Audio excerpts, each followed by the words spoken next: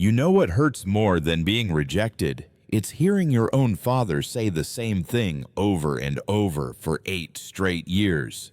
Sorry, son. There's no room for you and your kids this time. And I, Brandon Ellis, have lived with that sentence for 8 years. Every summer, the same tone, the same quiet shame, the same lie I told my 2 little kids. Grandma and Grandpa are busy remodeling the house. We'd heard enough. So last year, when my father called, like clockwork, on the 3rd week of June, and used that same tired line, "Brandon, things are tight again this year. Tyler's kids already took all the rooms."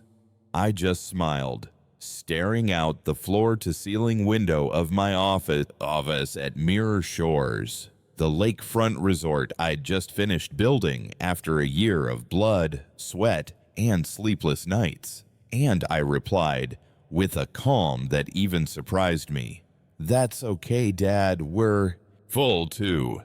It sounded simple, but that sentence carried 8 years of holding back, hundreds of nights coding to raise capital, tears from Mila, my daughter, staring at photos of grandparents she'd never met. And my father? He went silent. Silent like I'd just burned the script he thought we'd keep following forever. What he didn't know is I'd built something better, bigger, kinder.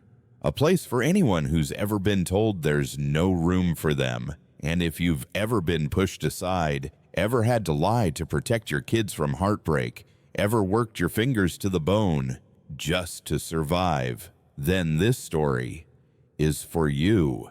I still remember that day clearly, a gloomy June morning in Minneapolis, where I was living with my 2 kids in a modest 3-bedroom apartment. Just enough space so we didn't feel cramped, but not much more. It was drizzling outside, and yet somehow it felt like the sky had caved in all over again. That was also the day I got the usual call from my dad. "Brandon, your mom and I are planning the summer at Geneva House," he started, his voice clipped and efficient, like he was closing a real estate deal. "Tyler and Jenna are bringing their kids too. It's gonna be packed. We ran the numbers and honestly, there's just no room this year." Same excuse, same tired script. I just stood there, phone pressed to my ear, staring out into the backyard where Mila was jumping through puddles under her little umbrella. Liam was napping in the crib, just a few months old, still blissfully unaware of the family summers he'd never been invited to. I wanted to ask my father if he remembered that I was, in fact, his son. I wanted to yell, "Don't these 2 kids, your biological grandchildren, deserve a corner in that Lakeside house?" But all I said was, "I understand. It's okay." That was the first time. And I told myself it was probably just a fluke. Maybe the house really was crowded. Maybe they hadn't figured things out yet. But then the next year came, and the year after that, and the one after that.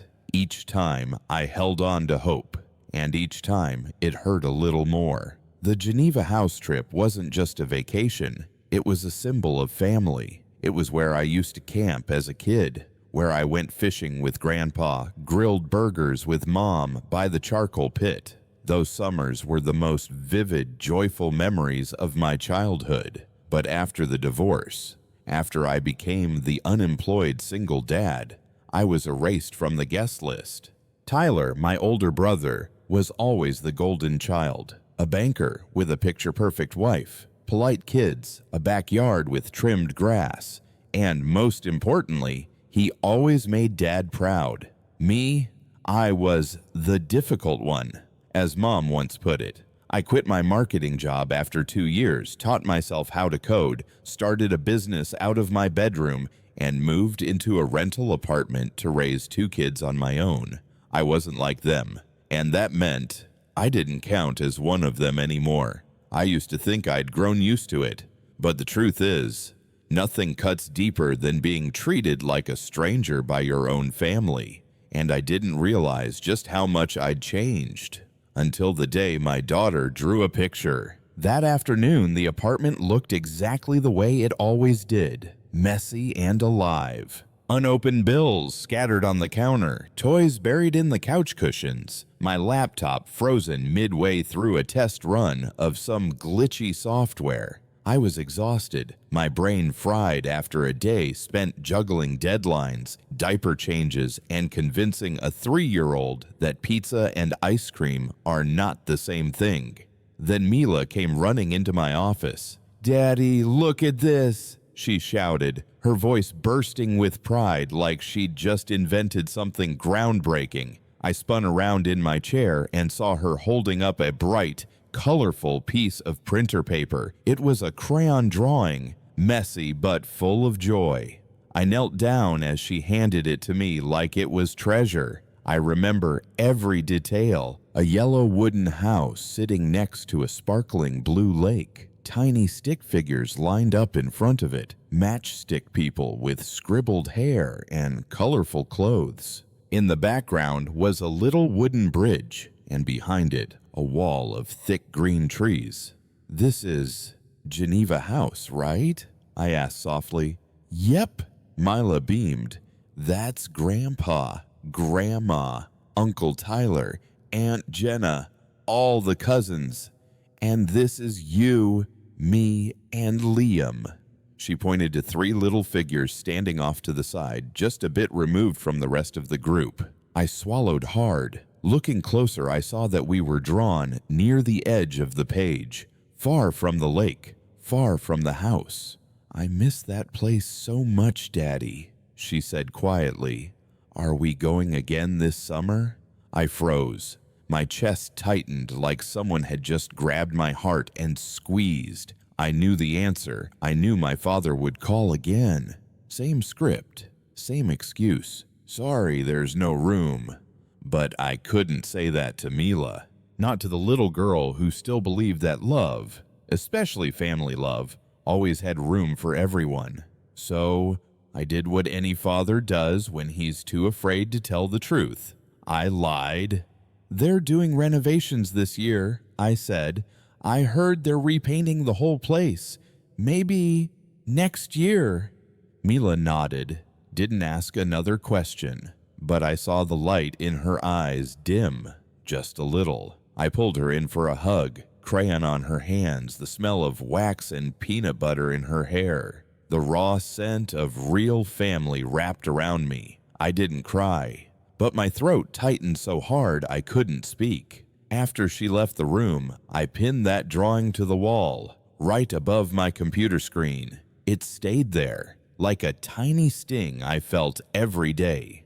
A quiet reminder I couldn't ignore, that I was raising 2 kids in a world where their own family had crossed their names off the list. And that's when the thought first hit me. If there wasn't a seat for us at their table, maybe it was time to build our own. My family wasn't broken or chaotic. On the contrary, we were put together. A textbook white, middle-class suburban clan with a lakeside house, picture-perfect Christmas dinners, and holiday cards that looked like they came straight out of a seasonal catalog. And if there was ever a poster child for how this system was supposed to work, it was my brother, Tyler. Tyler was the kind of son any father like mine would proudly call the pride of the family. Graduated from Wharton, started working at a bank at 23, married the college beauty queen, lives in a 2-story home with a lawn that looks like it's groomed by PGA staff. 3 kids, 2 boys, 1 girl, blonde, blue-eyed, always dressed in pressed shirts, calling their parents sir and ma'am. They're the literal poster for American family values. And me? I'm the other side of that poster, the part they don't print. I studied marketing once, but dropped out after 2 years. I felt like a misplaced cog in the wrong machine. I taught myself how to code, late at night in our rental apartment, rocking Mila to sleep in one arm, while typing out my first desperate lines of code with the other. My company, Ellis Interactive, a small web agency, was born out of survival, not passion. But eventually, I fell in love with it, with the process of building something from scratch, landing pages, healthcare interfaces, whatever came our way. My dad didn't see it that way. That, he once said at a family gathering, he's just playing with computers, it's temporary. Sooner or later, he'll need a real job. I remember that evening so clearly. It was a celebration dinner for Tyler's promotion to assistant branch manager. Everyone raised their glasses. There were hugs. Mom cried tears of pride. And me? I stood at the end of the table holding a sleeping Liam and heard my father say aloud, "We're so proud of Tyler and Brandon. Well, he's still working on his little venture. Hopefully it goes well." No toast, no handshake, just a soft reminder that I still wasn't there yet. And what hurt more than his words was that everyone else just nodded. No one blinked. No one thought anything was wrong with what he said. That's when I realized Tyler wasn't the reason I was pushed out. He was just the measuring stick, and I never measured up. For years, I told myself I didn't need my dad's approval, that I didn't care. But the truth, I wanted it more than anything. Until the day I finally understood. As long as I kept playing by his rules, I'd always be on the outside looking in. I used to think, if I became successful enough, my father would finally see me differently. I know, it sounds naive, childish even, but forgive me. At that time, I still believed in things like, a father's approval can fix everything. When I landed a $1.5 million contract with St. Elora Health System, the biggest project of my career, I imagined him shaking my hand, patting my back, saying, "Proud of you, son." So I showed up to his 64th birthday party with a flicker of hope in my chest. It was held at Geneva House, the Lakeside cabin my kids and I hadn't been invited to for 8 years. I wore a suit. Mila and Liam were dressed neat and proper. They looked around wide-eyed. This place had only existed in bedtime stories and Mila's crayon drawings. As we walked in, the room paused, half a beat. Eyes turned, silently saying, "Huh, he actually came." I smiled gently, nodded, and led the kids to the buffet table. Then I started to blend in, chatting with a few aunts, some cousins, the ones who were still kind, even if they'd been pulled along by the family's gravitational pull. But the moment I was really there for came right after my father blew out the candles. He stood in the backyard, raised a glass of red wine, grinning as he began to speak. "Thank you all for being here. Family is the most precious thing we have, and watching the kids grow up here every year, it's a real blessing. Tyler, our son, was just promoted to regional asset manager. Your mother and I are so proud of him." The room burst into applause. Then he glanced over at me. A small nod, nothing more. I took a deep breath. Actually, I stepped forward, trying to keep my tone light. I've got a little news too. Ellis Interactive just signed a 7-figure contract with one of the largest hospital systems in the state. We'll be handling their entire digital infrastructure. A second of silence, then a few polite chuckles. An uncle chimed in. "That's awesome, Brandon." But not my father. He looked at me, swirled his wine, and said in that managerial tone he used on junior employees, "1.5 million, huh? Not bad. For now. Maybe it's time you started thinking about a real job, something with a retirement plan, a proper position." Then he turned to Tyler and smiled. I stood there, like someone had just thrown a bucket of cold water in my face in front of the entire family. All the pride I'd brought with me evaporated. Not because he didn't acknowledge me, but because I'd still believed I needed him to, and I didn't say anything. I just stood there until the moment was broken by the sound of small footsteps. Mila came running up and grabbed my hand. Liam stood beside her. Both of them had heard everything, and that's when I realized this wasn't just about me and my father anymore. This was about me and the two children who were learning how to see the world through my eyes. The drive home was quiet. A light drizzle tapped softly against the windshield, the wipers moving in slow, steady rhythm, like a heartbeat trying to stay calm. Mila sat in the back seat, not singing like she usually did. Liam, just 7, didn't ask a single question. He just stared out the window, watching the raindrops slide down like tears. No one spoke, but I knew they'd heard everything. They'd heard their grandfather dismiss my work, heard Uncle Tyler's smug little laugh, heard the sound of a house that would never have space for them. So I pulled over. There was no plan, just a feeling that if I didn't say something right then and there, this moment would be carved into their memory like a scar, a story that whispered, "You don't belong." I turned off the engine, turned around, and in the dim light of the dashboard, I saw two small faces trying to make sense of how adults could be so unkind. I took a deep breath. "Listen to me," I said, my voice low and steady. "No more hesitation, no more doubt. Ethan, Mila, first of all, the work I do, it's the best job in the world because it lets me take care of you, help others, and build something that actually matters." They nodded quietly, didn't speak, just listened. "Second, what Grandpa and Uncle Tyler think about my work doesn't matter. The only thing that matters is this.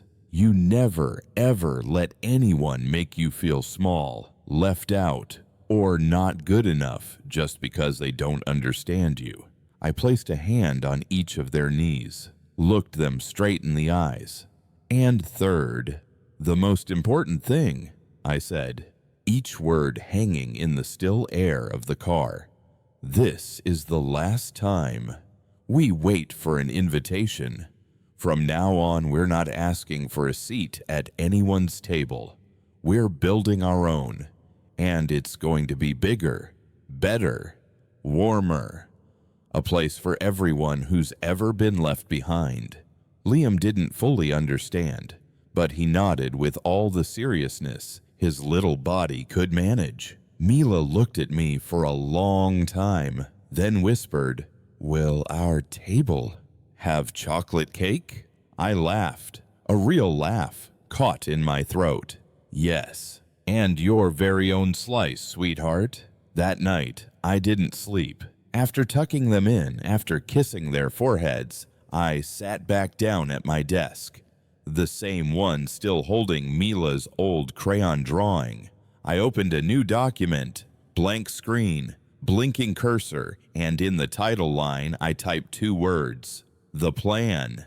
And that night, I started designing a world, where no one is ever turned away just because they don't fit someone else's mold. I used to think there was nothing harder than being a single dad, but I was wrong. What's harder is turning a promise you made to your kids into a real place.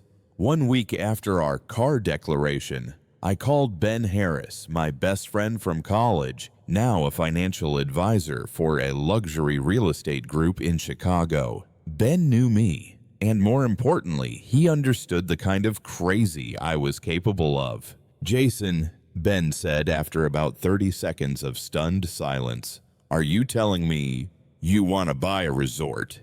"Not just any resort," I said. "A place by the lake, near Geneva, next to Geneva House, if possible." Ben burst out laughing. "You trying to build a revenge church?" I didn't laugh. I just said, "No, I'm trying to rebuild childhood.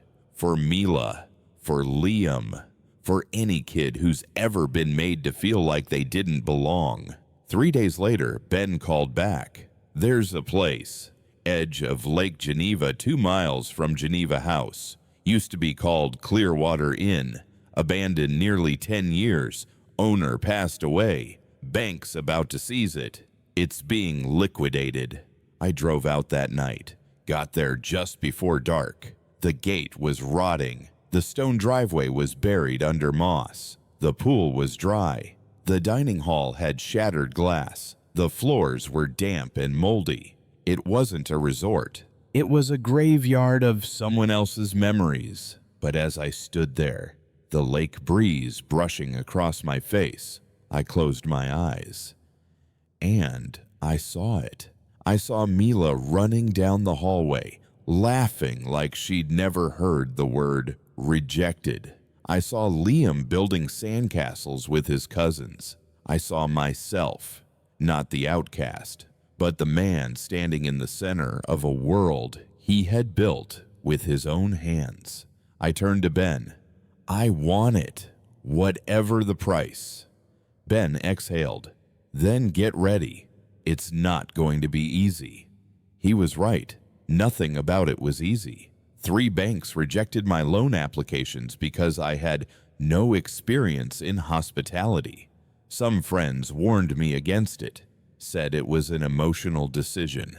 I ran out of cash in the first month of renovations after learning the entire plumbing system had to be replaced. I lived in a trailer out back, survived on instant noodles, slept 3 hours a night, worked during the day, then spent the nights on the phone with suppliers, engineers, subcontractors, asking for extensions, begging for discounts, bargaining every dollar. There were nights I sat on the floor outside the busted conference room, holding financial reports full of red numbers, feeling like my heartbeat could snap in half. But then I'd glance at my phone screen. Mila's drawing still there, and I knew there was no turning back. Eventually, I found the right people. An experienced hotel manager named Isabella Lopez formerly ran a 5-star resort in Vermont, and a local contractor, Miguel,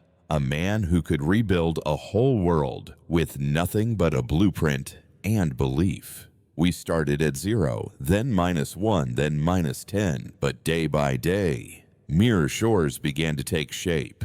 On July 2nd, 7 months after I first stepped foot into the ruins of Clearwater Inn, Mirror Shores officially opened its doors. But there were no crowds, no press coverage, no ad campaigns, just 3 guests, me, Mila, and Liam.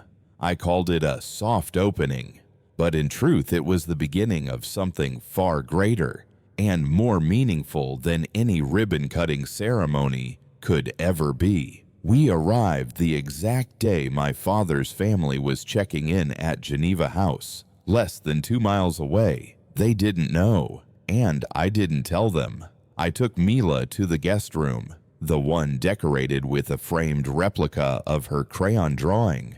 I brought Liam out to the sandpit, where tiny tools waited for castle building. I cooked our first dinner in the resort kitchen, simple spaghetti served on the porch under pine-scented summer air and the hum of cicadas. We were the first to swim in the infinity pool, the first to watch a movie in the mini theater, the first to sit beneath the blazing red maple, feet swinging from a wooden bench, watching the lake reflect the sunset. Each day I posted one photo, no tags, no location, no explanation, a shot of Liam grinning, alone by the water, building a sandcastle, a photo of Mila holding up her iced chocolate under the golden lights of the restaurant patio, a picture of 3 bare feet on the balcony railing, with a blazing red horizon melting into the lake, just a short caption beneath each, "A good day."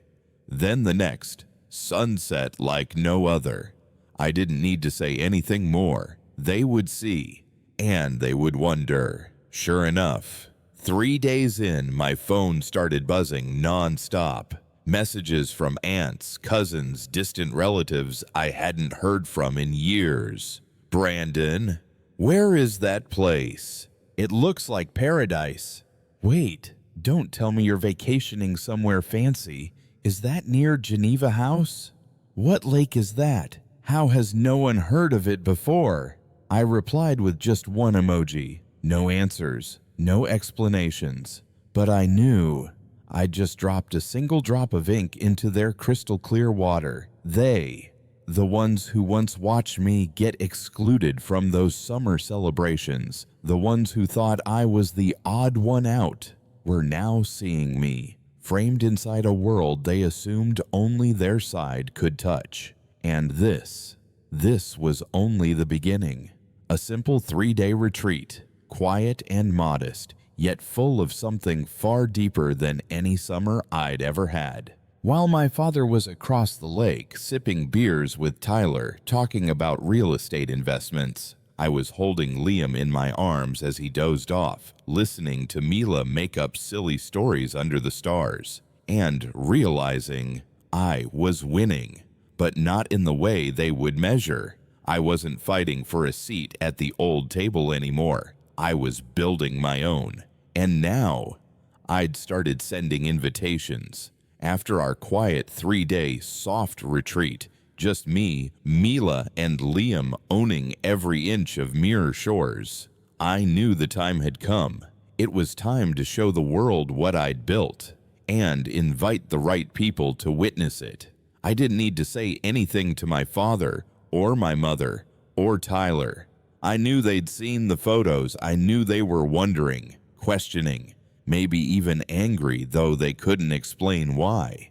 I didn't need to respond to the texts like, "Brandon, where is this? Looks fancy as hell.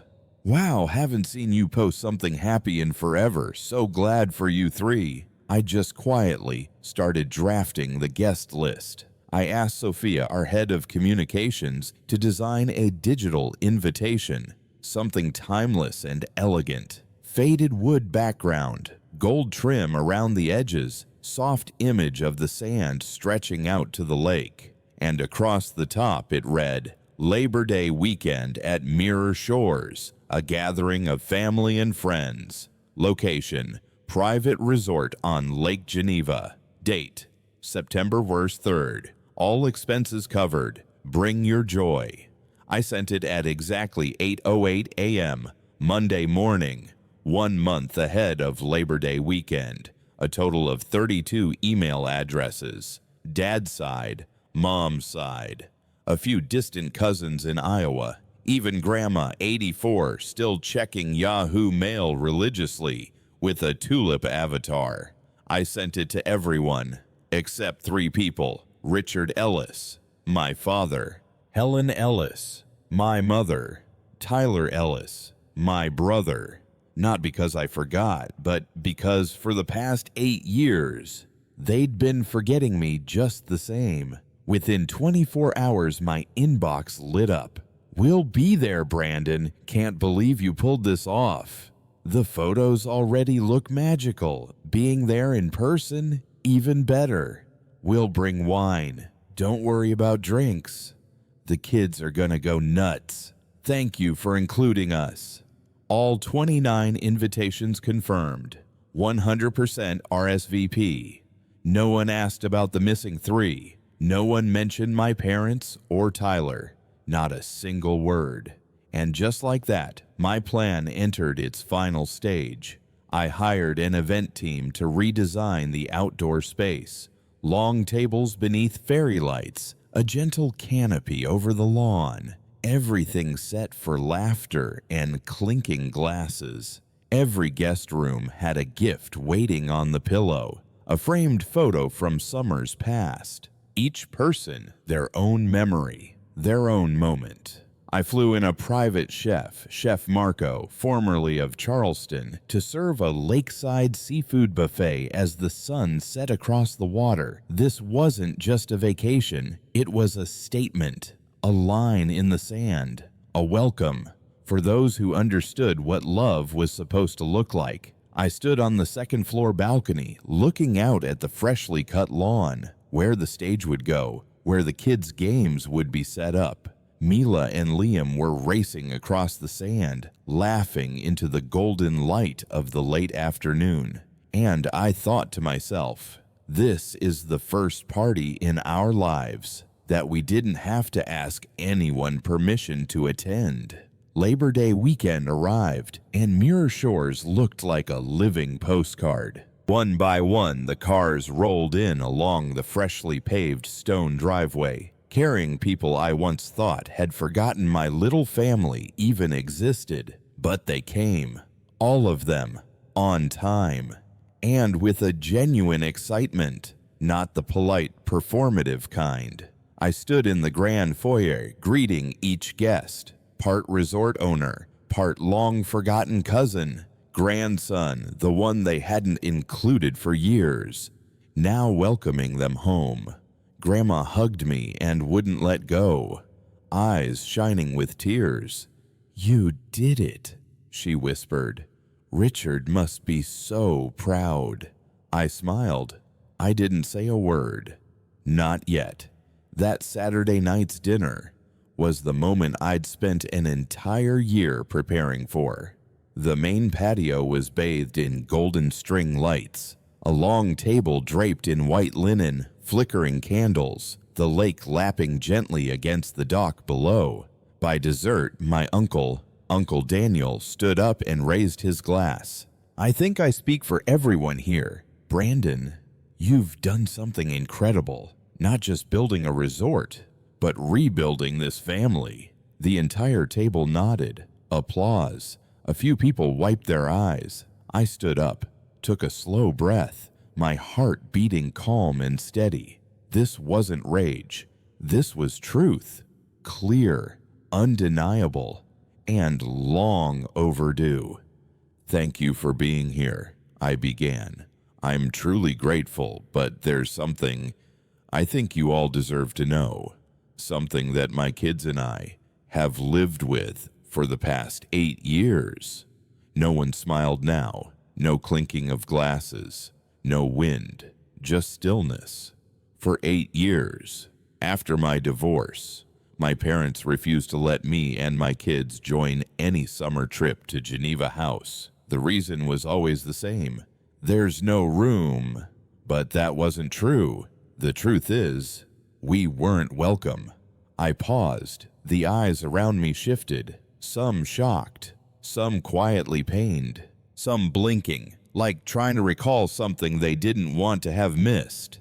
For 8 years, I made up lies to protect my kids, that the house was being fixed, that Grandma and Grandpa were busy, that next summer for sure. And every June, like clockwork, I got a call, just to remind me there wasn't a place for us. One of my aunts began crying softly.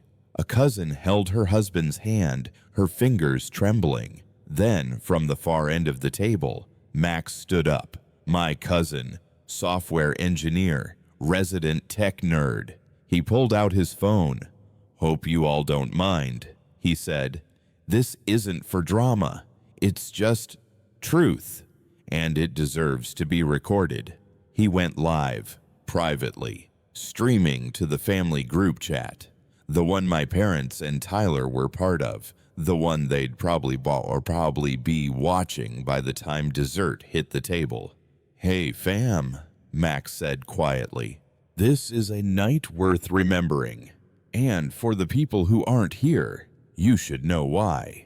He slowly panned his camera across the table, across faces filled with silence, tension, empathy, across the soft golden light, the warm wooden floors, the 2 children sitting at the end of the table, wide-eyed, unsure, but no longer afraid. "This place was built from rejection," Max said. "And this man," he nodded toward me, "built it because for 8 years he was told there was no room for him and his kids." He didn't need sarcasm. He didn't need rage. The truth by itself echoed louder than any shout. Max ended the stream with a simple sentence. "If you're looking for a new definition of family, maybe it starts here." Almost instantly, my phone buzzed in my pocket. I didn't need to look. I knew exactly who it was. Not a congratulations, not an apology, but the panic of 3 people who'd built a system of exclusion and for the first time realized that silence was no longer theirs to control. I turned to Max, patted his shoulder. "Thank you." "No," he said. "Thank you. You gave us a reason to look again." That night, Mirror Shores wasn't just a resort. It became a courtroom of memory, where the truth buried for nearly a decade was finally named, not with anger, but with calm, with dignity, and not an ounce of hate. Sunday morning, I woke up at 6 a.m. The sun was still stretching itself over the lake, barely awake. A mist hung low through the tall pine trees lining the edge of the resort. I poured myself a coffee, stepped out onto the front porch, and, just as I expected, messages, emails, missed calls, all waiting. From my mother. "Brandon, what was that last night? Are you trying to humiliate our family?" From Tyler. "Had enough of the drama yet? Or are you still playing the victim?" From my father. "I never thought you'd take it this far. You've chosen your side. Don't come running back." Not one apology, not a single question about Mila or Liam, not one person asking why the entire family stood with me. They still thought I was just the rebel, hungry for attention. I didn't reply. By midday, after most of the guests had left, Max came to find me. "You need to see this," he said, handing me his phone. It was an email forwarded from one of our cousins, from Tyler.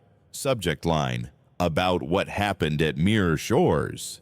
In it, Tyler accused me of being manipulative, of rewriting history to gain sympathy, and claimed that not inviting the three of them had been a calculated act of division. And he ended the message with, "If family still means anything to you, I hope you know exactly who and what you're supporting."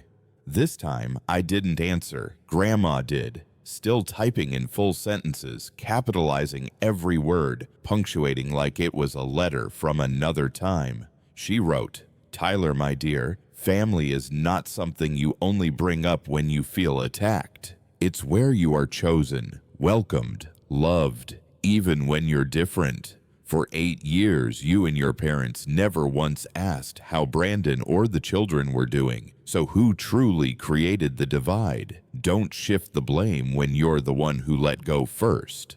After that, more replies poured in. "I never knew Brandon was left out of Geneva House. If it were me, I wouldn't have sent an invitation either. Thank you for telling the truth.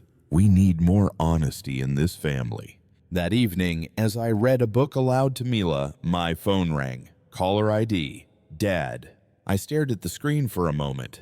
Then I answered. "You got what you wanted," he said flatly. "No hello." I didn't respond. "The whole family sees you as a hero now. Me, the villain. Fine, if that's what you needed." I kept my voice steady. "No, sir. I didn't need to win. I just needed my children to know their father never bowed his head." He went quiet, then said, "I'll never understand your generation. So sensitive, so easily offended, so soft." I replied, "No, we're not soft. We're just done pretending." A few seconds later, the line went dead. No goodbye. I turned off the phone, looked down at Mila, fast asleep, the book resting upside down on her chest. Liam curled beside her, still holding my hand. And in that quiet moment, I realized I no longer needed an apology. Not because I'd grown stronger, but because I had built a place where every child, every person who'd ever been forgotten, would always be remembered, and no one would ever be left out again. 2 years after that final dinner at Mirror Shores, I sat in the same room as before, now renamed the Hall of Homecomings. On the oak-paneled wall behind the front desk hung dozens of framed photos, families, smiles, tight hugs after years apart, handwritten letters from guests who once felt invisible somewhere else, and found themselves again here. Today was Mila's 10th birthday. She no longer asks why her grandparents never send cards. She's learned that some people show up and some don't. And she understands now, presence is not something you can force. It's a gift, freely given by those who truly want to be part of your life. The party was held right by the sand. There were confetti poppers, chocolate cake, and a small acoustic band Max had helped arrange. Mila's friends from her international school came. Single parents, resort staff, neighbors from town. Everyone was there. No one asked, "Where are your parents?" No one expected me to smooth things over. No one made me explain, or perform, or keep the peace. For the first time in my life, I didn't need permission to just be myself. That night, after the party, Mila curled up in my lap, hair messy, frosting still on her cheek. She whispered, "Dad, I think I know why it's called Mirror Shores." I smiled. "Oh yeah? Why's that?" "Because everyone who comes here, they see themselves again. But the happy version, the braver one." I held her closer, my throat tightened. Sometimes I still wonder if I had stayed silent that year, if I had kept driving the kids home with sugar-coated lies, would they have grown up happier? I don't know for sure, but I do know this. Truth, however bitter, is the only thing that truly heals. And love, if it's real, doesn't need permission to matter. We don't have to beg for a seat at someone else's table. We can build our own and invite the people who deserve to sit beside us. Here's the lesson I've learned. Family isn't where you're born. It's where you're chosen, where you're seen, where you're loved fully. And if you've ever been excluded, rejected, told there was no room for you, remember this. You don't have to sit in that chair. You can build the whole damn room.